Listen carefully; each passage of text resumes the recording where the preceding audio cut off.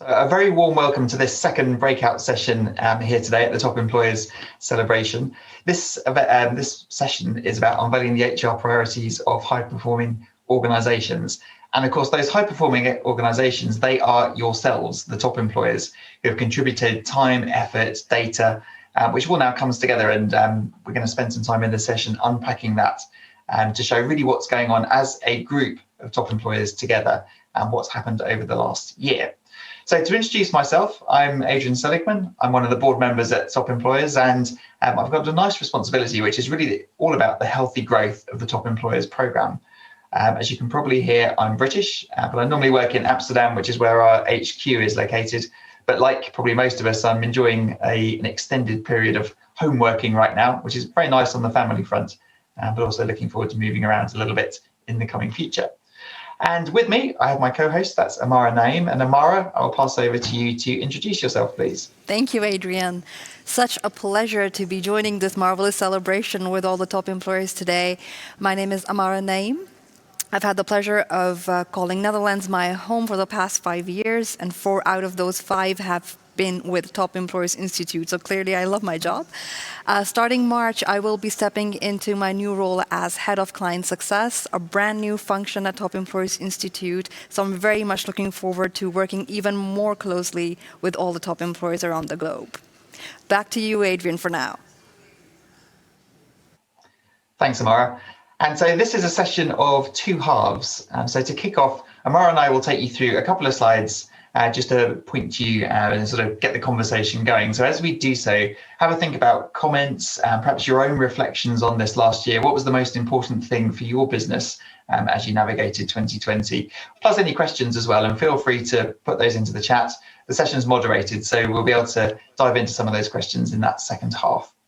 Now, let's start with something fun. We're going to dive in and have a look at our combined impact as a group here. So we often talk about the Top Employers Programme being one global movement, and we are very much a purpose-led business. So we stand for a better world of work, and we have to ask ourselves sometimes, how are we doing in achieving that purpose? And that can be a difficult question for organisations to ask. And for us, we use the proxy of the number of employees that are employed by you, the group of top employers, to see how we're doing. And this graph that you see, it's a good graph. It starts off in the bottom left corner and it gets bigger towards the top right corner, which is normally a good sign for a chart. But it shows, and as was mentioned earlier, that there's around 7.2 million employees are now benefiting from the fantastic HR policies, HR processes, initiatives that you're putting in place as a combined group of top employers. That growth was ever so slightly muted last year with the impact of COVID, but even still, another 850,000 employees are now benefiting from those working conditions that you create. So that's something we can all be extremely proud of. And for us in the business, we obviously have plans to how do we grow that number, to 10 million. That's the near-term next steps. But much more fun when we sit down and talk about how do we reach 100 million. And that's when some really interesting ideas, some real sparks of innovation start to come up. Now, also on that slide, you see that there are nearly 1,700 companies now certified. Sorry, Mark, can we just jump back one slide first? Nearly 1,700 companies certified right now. And the other thing to do with the growth of the programme is the bar chart that you see in that bottom right corner. So just 10 years ago, back in 2010, I suppose 11 years ago now, there were certified top employers like you present in 10 countries only around the world. And now, 10 years later, or going into 11 years, there's now 120 countries where there are certified top employers present. And again, that's important, as we'll see on the next slide. So because we're about to unveil some of the latest trends that have come out of the programme, it's also nice to have a look at data, because data really does matter, as it says on the slide here. And not all data is created equally. So we look at our own data with these 3 lenses. So the first one being geographic validity. There's a ton of data sets out there which are often heavily skewed towards, say, one particular continent or another. And that's great for that continent, but less good if you're far away on the other side of the world. And every country that's red on that map contains a number of certified top employers. And that's something that we've been actively targeting as a business, just to increase that global relevance of the Top Employers Programme. The second one, I don't need to explain too much. That's all about validation rigor. So many of you will be involved directly in the program, or if not, perhaps you're managing teams who have been involved in the program itself. And David also talked about just what goes into the process of bringing that data in. And again, if you think about the different insights, the trends that are reported in the HR press or more broadly, they come from a variety of different avenues. And quite often it's survey data, which is, it's perhaps opinion-based, sentiment-based, and that's good. But obviously not as good as full-on audited data, which has a higher level of reliability, and that's what we're talking about here. And now our third lens then, and this is to do with how we run the business as well, is all about sector spread. So some companies will specialize in particular sectors, and that's great for having a really in-depth knowledge of the finance industry. But that's not the case at Top Employers. We aim to have a program and a data set that is relevant to whatever sector it is that you herald from. And you see in that pie chart, which might be a little bit of an eye test on using the tech platform here, but that chart shows that the top 10 sectors account for 66% of the participants who are in the program, and the 34%, that's quite a tail of additional sectors as well. So that's working just the way that we like. So we have a data set, a benchmark, insights which are relevant no matter which sector you come from.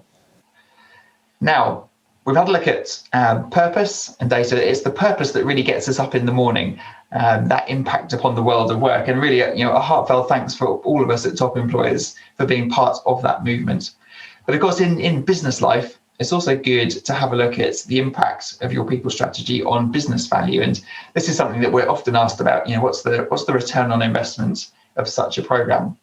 And this last year, we commissioned quite an interesting study where we looked at all the top employers who are listed on stock exchanges in countries in which they participated. And we looked at the performance of those businesses, the performance of their share price over the last 5 years, and then compared that with other employers, not certified top employers, who are also listed on those markets.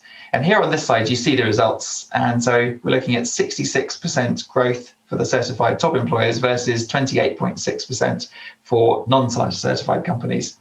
And I remember when this report came back from our analyst, and we looked at it and then looked at it again and thought, well, the delta's too much. There can't be 37.5% difference between these two cohorts. So we actually had to go around a second round of double checking and having the analysts check the data. But we were reassured. The data is what it is, and of course, what we take from that is that the kind of attention that you place on a fantastic people strategy, which delivers upon your business strategy, does give you an unholy unfair advantage when it comes to creating business value, and it's nicely demonstrated with this particular study.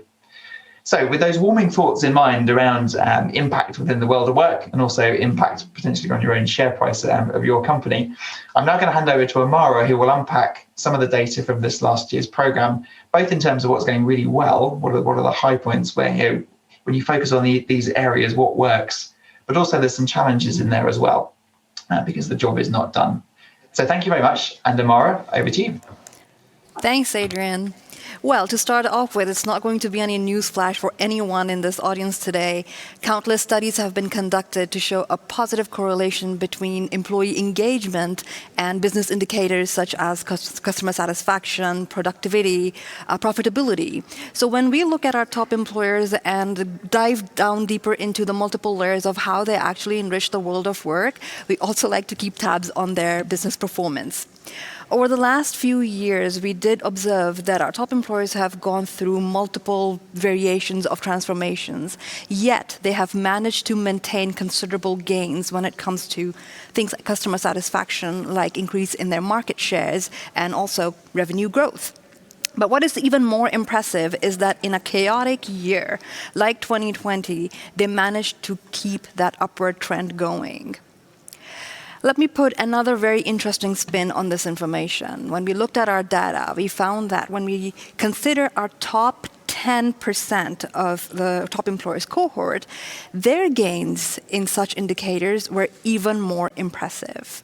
So clearly, top employers do understand that their people are the long-term competitive advantage that their organizations have, and they invest in them. And that's partially one of the reasons why we are here today, to recognize exactly that and to celebrate it with all of you. Now, moving on, I would also like to share with you what we saw when it comes to top employees' performance in our own HR best practices survey. We look at 6 different domains when we talk about our survey. And the first 2 of them, steer and shape, are the ones that are very overarching. These are the domains where we look at or where we cover where your organization is moving towards, the direction you're going into, and whether you've put in those supporting infrastructures in place to make sure that you're able to get there. It was interesting to see that these were the 2 domains, the overarching ones, where our top employers in general have scored the highest in the last year. So really that mirroring of business strategy into people strategy remained pretty strong. But so was the agility of being able to adapt to the changes that were thrown their way and really starting that foundation of at least putting together an infrastructure that was going to help them cope with this change. Next up, the domains of attract, develop, and engage. They really cover the entire employee journey that your employees go through within your organization. And I don't have to dig into the details. It's very clear from the numbers that you see on the screen that there is an emphasis on the topics related to these domains as well. Very clear. But in uncertain times like what we've been experiencing recently, what really becomes even more important is to answer the question, why? That sense of belonging, that sense of purpose really becomes the highlight.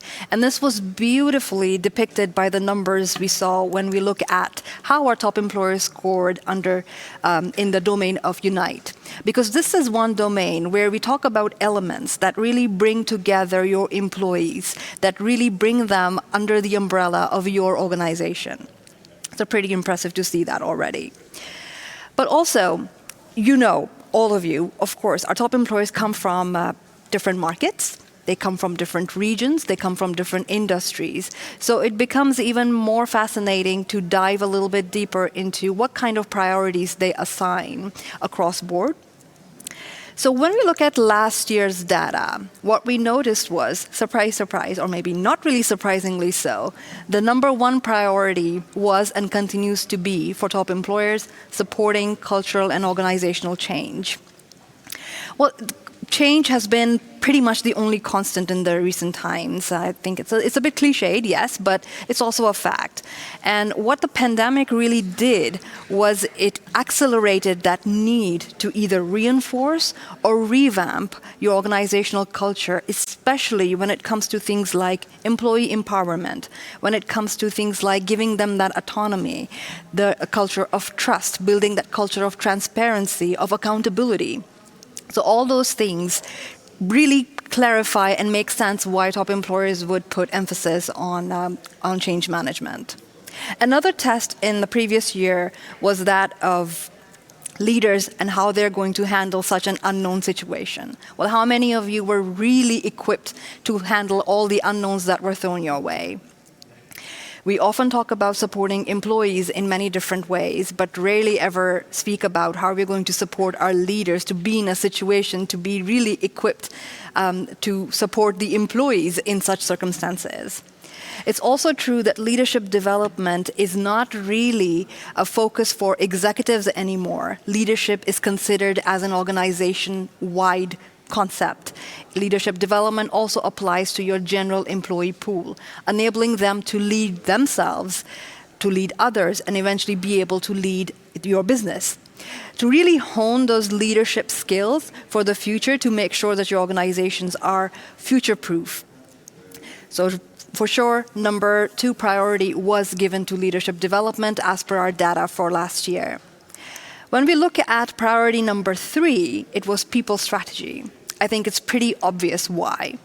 But the interesting fact that I would like to share here is that if you look at our top 10 scoring top employers, they actually assigned number 1 priority to people strategy. Perhaps it's the way they look at people strategy, because it is that junction where you really align your people functions and where you're going with where the business is going. So it is that linking of business strategy with people strategy. And it's also because it forms a foundation of the kind of culture you want to build for your organization. So whether you're talking about employee engagement or you're talking about their development, all of these things are very much impacted and covered by an overarching people strategy. So what you're able to see on the screen right now are top 5 priorities that top employers sort of reported on in the last year. But one quality I would say that is very much common amongst all our top employers is their stance on continuous improvement. They always want to learn, they always want to do better. And for that reason, there are always going to be areas of growth as well. We can talk about those for all day long, of course, but I'd like to share the top 3 that we observed in our data. The first one that I would like to refer to was well-being and work environment.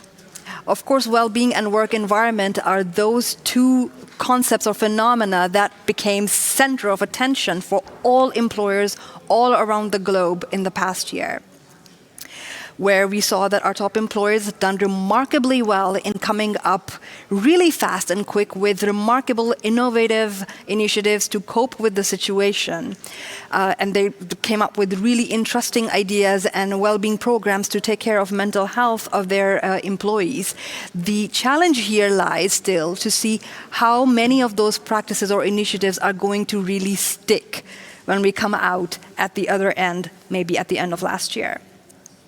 But it also boils down to the personalization, the flexibility, that need to make sure that all your employee needs are actually met with all the programs and overarching business imperative when it comes to your well-being strategies and your work environment. How do you support collaboration in a virtual environment? So those kind of questions are yet to be answered, and we're curious to see how those sort of priorities and those figures will change at the end of the next year's certification cycle. But it's also true that when we talk about the blurring line between personal and professional life of your employees, there's a whole new sort of discussion taking place about that. Which brings me also to the next area of growth, which is diversity and inclusion. It's kind of linked, because when we refer to well-being, we can talk about maybe 3 different pillars where you look at when you're looking at your employee population. What kind of personality they have, what kind of jobs are they doing for the organization when they're working virtually, and what kind of home situation are they facing at the moment.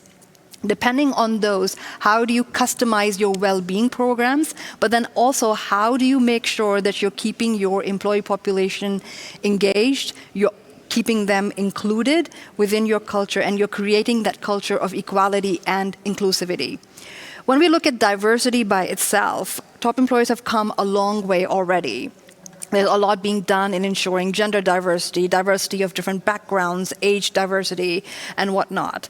But it's that building of culture, which doesn't really happen overnight, and making sure that everybody is included is what our top employers and many organizations around the globe are still on a journey for. Last but not least is the area of growth for career. And career has been obviously a topic of discussion as well, because there has been a clear shift from where the employers were setting career paths for the employees to where now employees are supposed to be drivers of their own career development, and they're supposed to own their careers. The challenge for the employers is to find a balance where they're able to provide the appropriate tools, and they're able to provide the appropriate support to their employees to really be comfortable in taking that position of being in a driver's seat of their careers. With that, like I've already said, we can talk about all these all day, I'm pretty sure. But for the sake of time, I think I'll leave all this food for thought for you at the moment and wrap up the presentation and move now towards Q&A and maybe welcome your comments about the presentation. So please send in your questions and comments. We'd be happy to address them.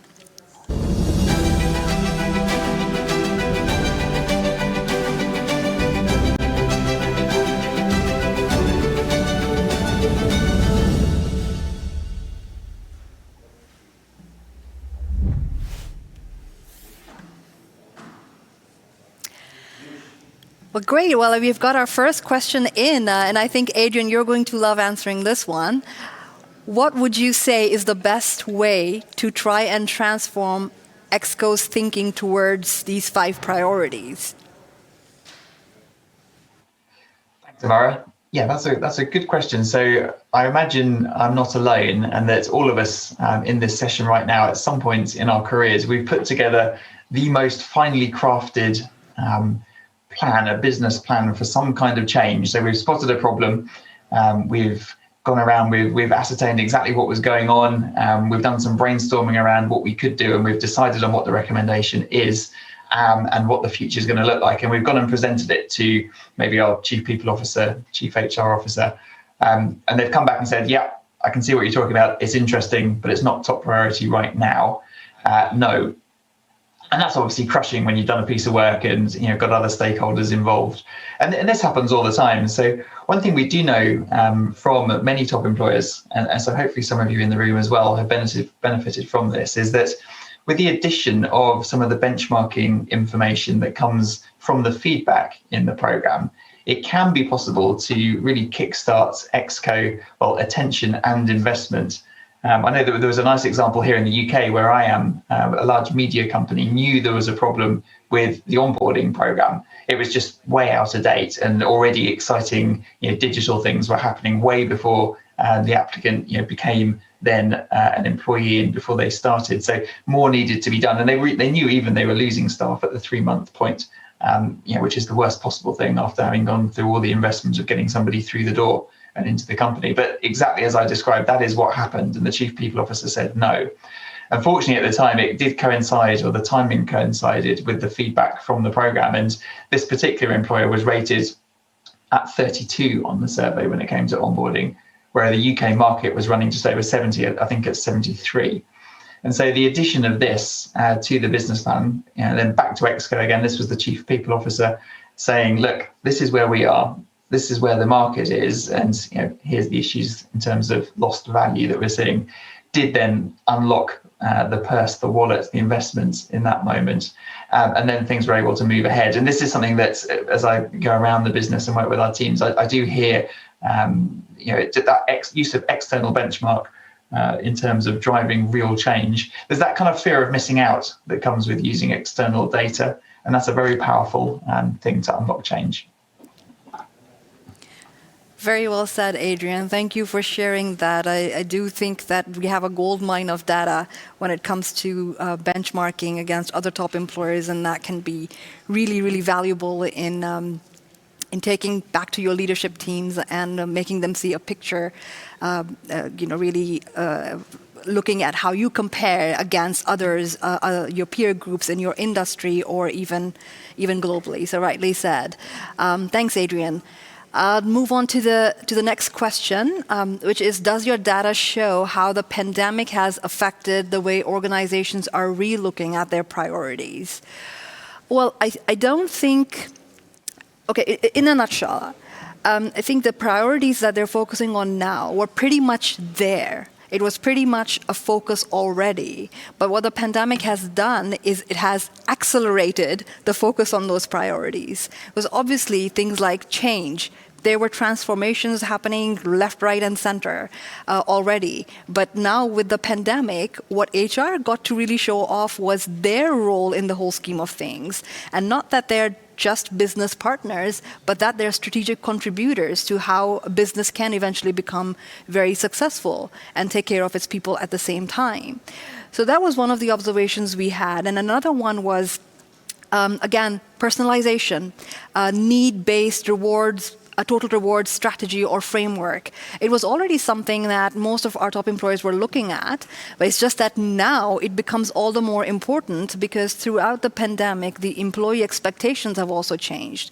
The expectations of your candidates have also changed. So things like that were nice to have before are now actually must have. The ability to work from home, for example, like a very basic example, if I may put it that way, these days, it's really, it needs to be there. It's not an option anymore. All your candidates are looking for it. Your employees are looking for it. So it's the way people are looking at accelerating or really like focusing on, honing on their priorities, that has changed, but I don't think that necessarily the focus has dramatically changed because of the pandemic.